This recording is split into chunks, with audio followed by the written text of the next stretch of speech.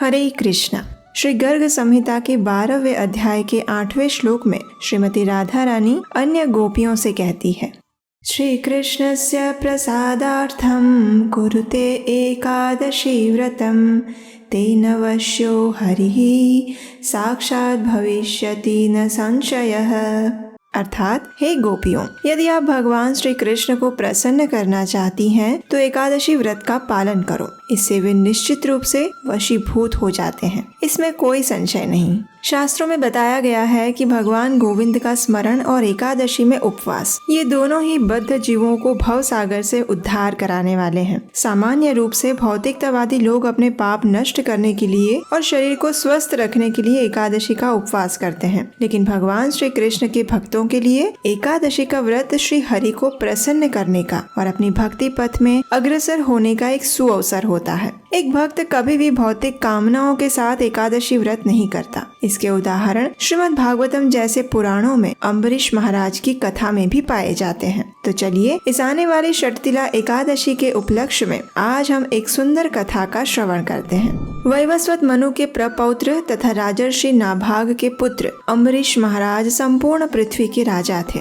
उनके सुख समृद्धि और ऐश्वर्य की कोई तुलना नहीं कर सकता था, लेकिन फिर भी अम्बरीश महाराज उन सबसे ऊपर थे। ना तो उन्हें अपने ऐश्वर्य का अभिमान था और ना ही आसक्ति। वे तो भगवान श्री विष्णु के परम भक्त और सर्वोच्च कोटि के राजा थे। उनके लिए उनकी संपत्ति का सागर स्वप्न के समान था। इस भौतिक जीवन की नश्वरता से भली भांति परिचित अम्बरीश महाराज सदैव परम भगवान की भक्ति में लीन रहते। अपने दैनिक कार्यों में सदा ही वे भगवान श्री कृष्ण को समर्पित रहते और अपनी प्रत्येक इंद्रियों को भगवान की सेवा में नियुक्त करते। उनके समान ही उनकी प्रजा थी, जो कि अपना अधिकतर समय भगवान के पवित्र नामों का जप, कीर्तन और सेवा में लगाए रखती।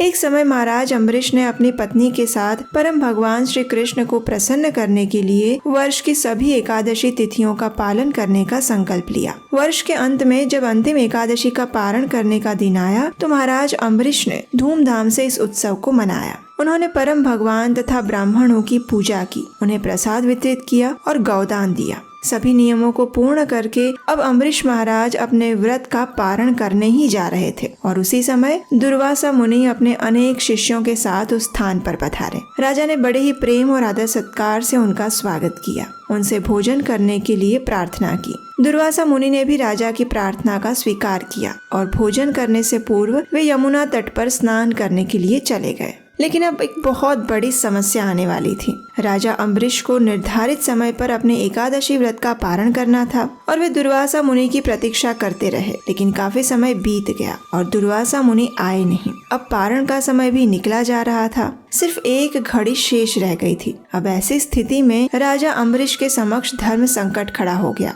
अगर वो इस एक घड़ी में पारण नहीं करते हैं तो उनका संपूर्ण वर्ष की एकादशी का व्रत टूट जाएगा, और अगर वो पारण कर लेते हैं तो दुर्वासा मुनि को बुरा लगेगा कि राजा ने उनकी प्रतीक्षा किए बिना ही पारण कर लिया। तो ऐसी स्थिति में राजा अम्बरीश ने वहाँ उपस्थित ब्राह्मणों से पूछा। राजा ने कहा, हे विद्वान जनों, ऐसी विकट स्थिति में मेरा क्या कर्तव्य है? कृपया आप सब शास्त्रों द्वारा प्रमाणित कोई उपाय बताएं।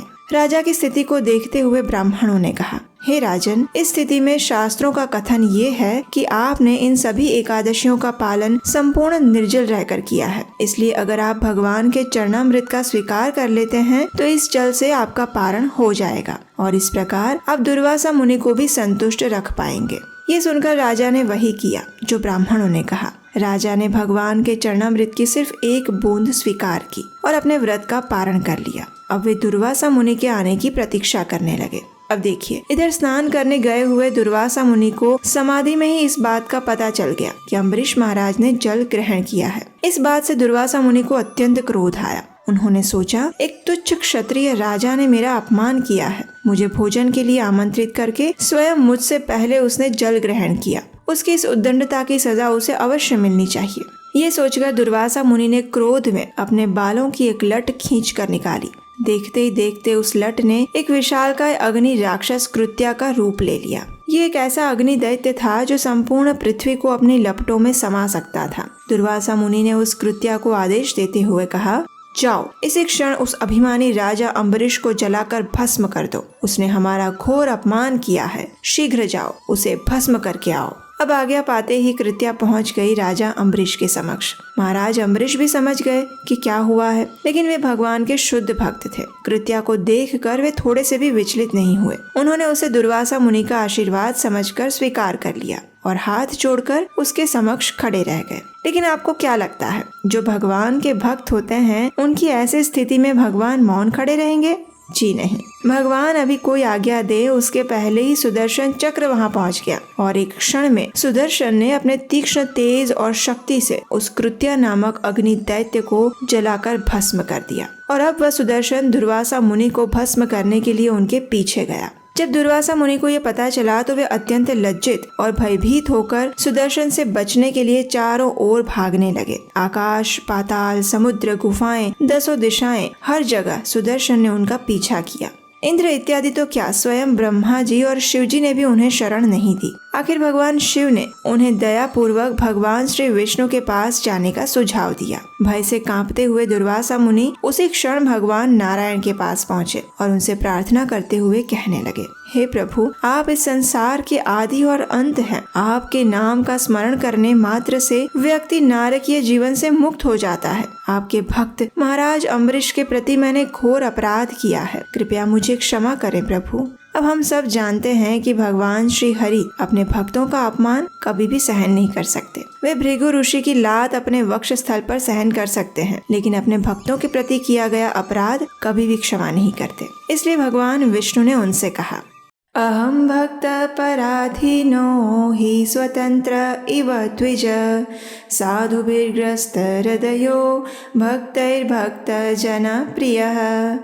हे मुनि, मैं संपूर्ण रूप से अपने भक्तों के वश में हूँ। निसंदेह मैं थोड़ा भी स्वतंत्र नहीं हूँ। क्योंकि मेरे भक्त भौतिक इच्छाओं से पूर्णतः रहित होते हैं, इसलिए मैं उनके हृदयों में ही निवास करता हूँ। मुझे सिर्फ मेरे भक्त ही नहीं अपितु मेरे भक्तों के भक्त भी अत्यंत प्रिय हैं। मेरे शुद्ध भक्त किसी भी अवस्था में किसी भी भौतिक चीज की इच्छा नहीं करते और अपना सर्वस्व त्याग कर सदैव मेरे चिंतन में लीन रहते हैं। ऐसे भक्तों को मैं कैसे त्याग सकता हूँ? तुमने महाराज अम्बरीश का घोर अपमान करके अपने द्वेष का ही प्रदर्शन किया है, इसलिए बिना समय गंवाए इसी क्षण तुम मेरे प्रिय भक्त राजा अम्बरीश के पास जाओ, उनसे क्षमा की याचना करो और मुझे विश्वास है वे तुम्हें जीवन दान अवश्य देंगे। जाओ। भगवान श्री विष्णु की बात सुनकर दुर्वासा मुनि उसी क्षण राजा अम्बरीश के पास गए। उन्होंने राजा के चरणों में गिरकर उनसे क्षमा मांगी और अपने इस घोर अपराध के लिए प्रायश्चित करने लगे। महाराज अम्बरीश अत्यंत विनम्र होने के कारण ऋषि को इस अवस्था में देखकर लज्जित होने लगे और उन्होंने सुदर्शन से दुर्वासा ऋषि की रक्षा के लिए प्रार्थना की। राजा की प्रार्थना सुनकर सुदर्शन चक्र वापस चला गया।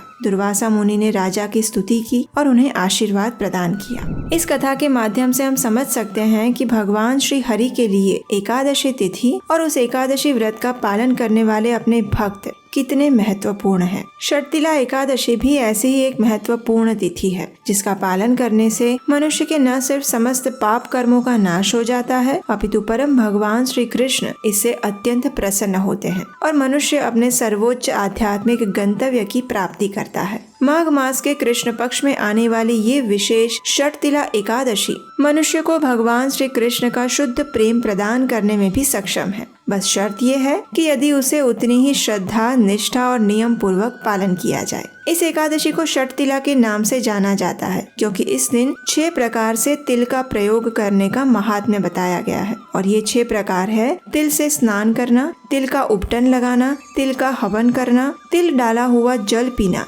तिल का दान देना और तिल का भोजन में प्रयोग करना। सामान्य रूप से हर एकादशी में तिल खाना वर्ज्य माना गया है, लेकिन वर्ष में एक बार आने वाली ये षटतिला एकादशी ही एक ऐसा विशेष दिन है जिस दिन तिल का सेवन किया जाता है। तो आप भी तैयार हो जाइए इस अत्यंत विशेष और महत्वपूर्ण षटतिला एकादशी का पालन करने के लिए। और इस एकादशी की विशेष पौराणिक कथा सुनने के लिए आपके अपने चैनल को सब्सक्राइब करें। हमारे चैनल पर आपको पौराणिक शास्त्रों से प्रमाणभूत कथाएं ही मिलेंगी, जिसमें ना तो कोई मिलावट है और ना ही अपनी ओर से जोड़ी हुई कोई भी बात। अगर आपको हमारा ये प्रयास सराहनीय लगता है और अगर आप भी हमारे साथ इस प्रमाणभूत वैदिक ज्ञान का प्रसार करने के अभियान में जुड़ना चाहते हैं तो आप हमें आर्थिक योगदान भी भेज सकते हैं। स्क्रीन पर दिए गए नंबर पर अपना आर्थिक सहयोग भेजकर। और हम आपको एक और खुशखबरी देना चाहते हैं, और वो ये कि आपके प्रिय जगन्नाथ जी वापस आ गए हैं। जी हाँ, अगर आप उन्हें अपने लिए या अपने परिवार तथा मित्रों के लिए आमंत्रित करना चाहते हैं तो जल्दी से जाइए हमारी वेबसाइट neelachal.com पर और आज ही आमंत्रित करिए उन्हें अपने जीवन में और अपने घर में।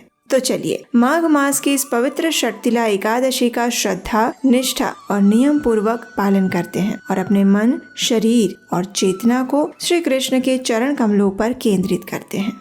हरे कृष्णा।